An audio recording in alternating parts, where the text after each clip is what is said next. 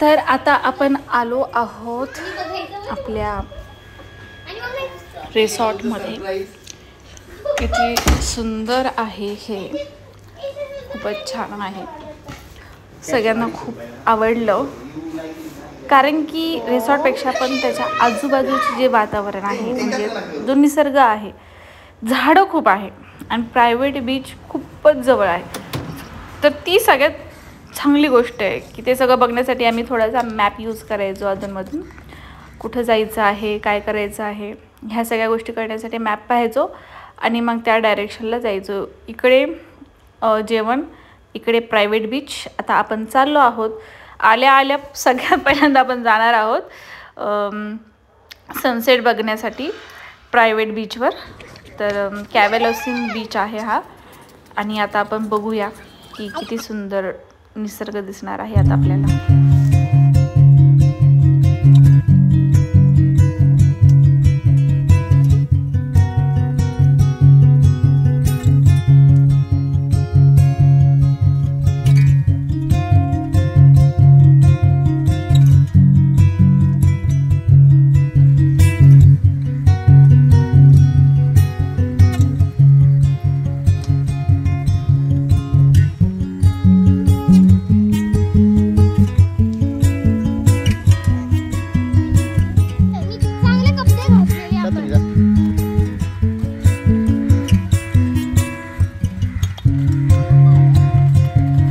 कबीर पळू नको.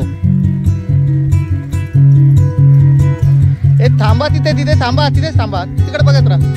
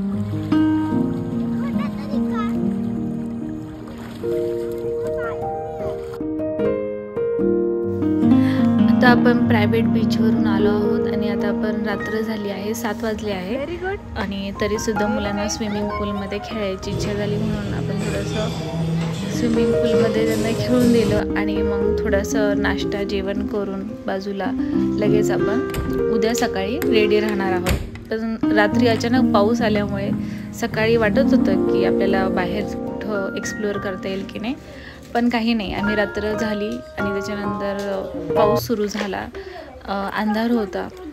थोडंसं पाहिलं मी रात्री उघडून कसं वातावरण आहे. आणि चहा वगैरे कॉफी वगैरे करून घेण्याचा प्रयत्न केला मी तिथे रिसॉर्टमध्ये. जे दूध होतं, पाणी होतं, ज्या सोयी होत्या त्या सगळ्या उपलब्ध असल्यामुळं मी ट्राय केलं, बघूया कॉफी करूया असं ट्राय केलं.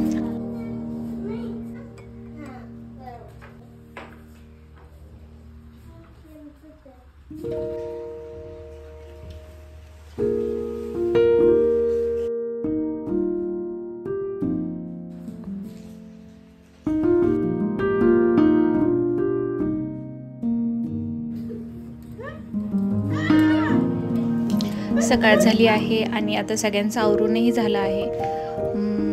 आणि आता आपण ब्रेकफास्टसाठी जाणार आहोत. बघणार आहोत आपल्याला काय काय मेनू आहेत आज ब्रेकफास्टमध्ये. हे जे हॉटेलचं नाव आहे ते आहे नोवोटेल. तर इथे खूप छान स्विमिंग पूल आहे, निसर्ग आहे, प्रायव्हेट बीच आहे, खूप छान वातावरण आहे आणि पाऊस झाल्यामुळं असं क्लायमेट झालेलं आहे. खूपच ब्युटिफुल वाटत आहे वातावरण. आणि आता बाजूलाच त्यांचा डायनिंग हॉल आहे. तर इथे डायनिंग हॉलमध्ये आपण जाणार आहोत ब्रेकफास्टसाठी. तर इथे खूपच छान सर्विस देतात. आपल्याला जर एखादा मेनू हवा असेल तर आपण त्यांना सांगितलं तर ते आपल्याला अवेलेबल पण करून देतात. इतके सारे मेनू असतात. इटॅलियन, त्याच्यानंतर रशियन फॉरेनर जास्त असल्यामुळे महाराष्ट्रीयन आणि नवीन पदार्थ आपल्याला पाहायला भेटतात. आणि इतकं छान वाटतं ना जेव्हा कोणी आपल्याला पॅम्परिंग करतं. मॅडम सर्विस, आपल्याला बसण्यासाठी सुद्धा चेअर, ते आपल्याला बसण्यासाठी सुद्धा मदत करतात. इतकी सर्विस देतात ते. आणि काही जर आपण खात नसेल तर मॅडम आम्ही डिश ठेवून येऊ का, म्हणजे इतकं पॅम्परिंग, इतकी सर्विस, बापरे, खूपच छान फील आला होता. तर इतकं साऱ्या गोष्टी अवेलेबल असूनही आणि अजूनही सर्विस देण्याचा जेव्हा लोक प्रयत्न करतात तेव्हा बापरे खूप अति होते असं वाटतं मनामध्ये. पण ठीक आहे, छान एक्सपिरियन्स होता, खूप छान वाटलं. तर नक्की तुम्हाला सांगावंच वाटेल की तुम्ही जर इथं जर बुक करणार असाल तर नक्कीच तुम्हाला खूप छान एक्सपिरियन्स येऊ शकतो. हे बघा, इतके सारे मेनू असताना आम्हाला चॉकोज खायचे असतात. त्याच्यानंतर ते ड्रायफ्रूट्स, अक्रोड वगैरे घेतले. जसं काय जे डिश ट्राय करायला पाहिजे ते सोडून आम्ही अशा प्रकारचे जोशमध्ये डिश ऑर्डर केल्या. ठीक आहे, बघू यांनी काय घेतलं. ओ माय गॉड, मूग सॅलड, पपया, बापरे, एवढा उत्साह डायटिंग करण्याचा आजच का आला असेल. उलट मला असं वाटते दुसऱ्या दिवशी काय केलं, पहिल्या दिवशी घेतलं मी फ्रूट्स घेतले, अक्रोड घेतले, पण दुसऱ्या दिवशी जाम मी काय खाल्लं ग शांभवी आपण, ते तुम्ही खाल्लं होतं जाम ब्रेड नाही खाल्ले. ते काय असतं पॅनकेक, चीज, जे असेल ते म्हणजे पोट भरून खाल्लं. फक्त पहिल्या दिवशीच आम्ही थोडंसं सॅलड वगैरे खाल्लं. नंतर आमच्या लक्षात आलं, अरे यार आपण काय करतोय इथं, आलो आहे तर आपण जरा वेगळे डिशेस ट्राय करायला पाहिजे, जरा जंक फूड पण खायला पाहिजे ना, काय हरकत आहे एक दिवस खाल्ल्याने.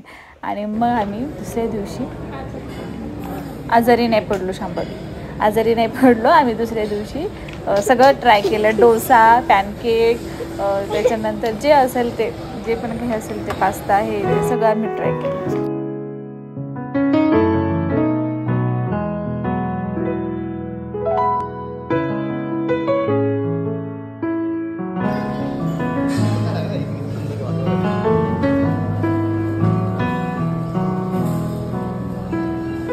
इथे जवळ ज्वेलरी, पर्स, ड्रेसेस, छान शॉपिंग करण्यासाठी शॉप्स होते. पण त्यांची जर प्राईस पाहिली, ओ माय गॉड, खूपच हाय होती.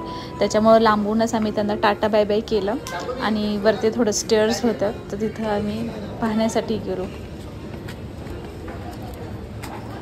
आता आपण इथं आलो आहोत पाहण्यासाठी. छान वाटत होतं, काय आहे बघूया म्हणून थोडंसं वॉकिंग करण्यासाठी आलो. जेवण झाल्यावर शतपावली चांगलीच असते, सगळ्यांना माहिती आहे. त्याच्यामुळे आम्ही इथं शतपावली करण्यासाठी आलो आहोत की जेणेकरून आम्हाला निसर्ग पण बघता येईल, फोटो पण काढता येईल आणि थोडंसं वॉकिंग पण होऊन जाईल.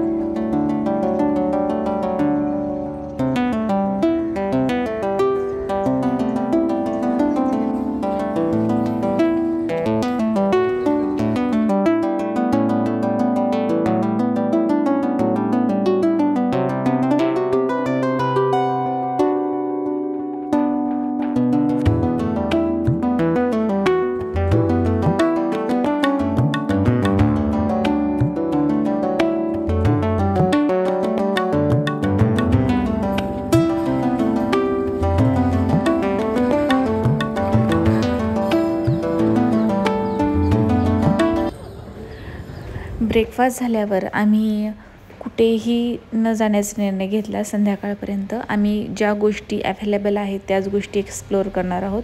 इथे चिल्ड्रन प्ले एरिया आहे, त्याच्यामुळे कबीर आणि शांभवीला काय काय खेळता येईल ते बघितलं आम्ही. तिथे काही गेम्स खेळले जेवढे शक्य होतील तेवढे. त्याच्यानंतर गेम्स खेळून झाल्यावर स्विमिंगला गेलो. त्याच्यानंतर दिवसभर रिलॅक्स झाल्यावर आपण संध्याकाळी द केप गोवा ह्या ठिकाणी जाणार आहोत.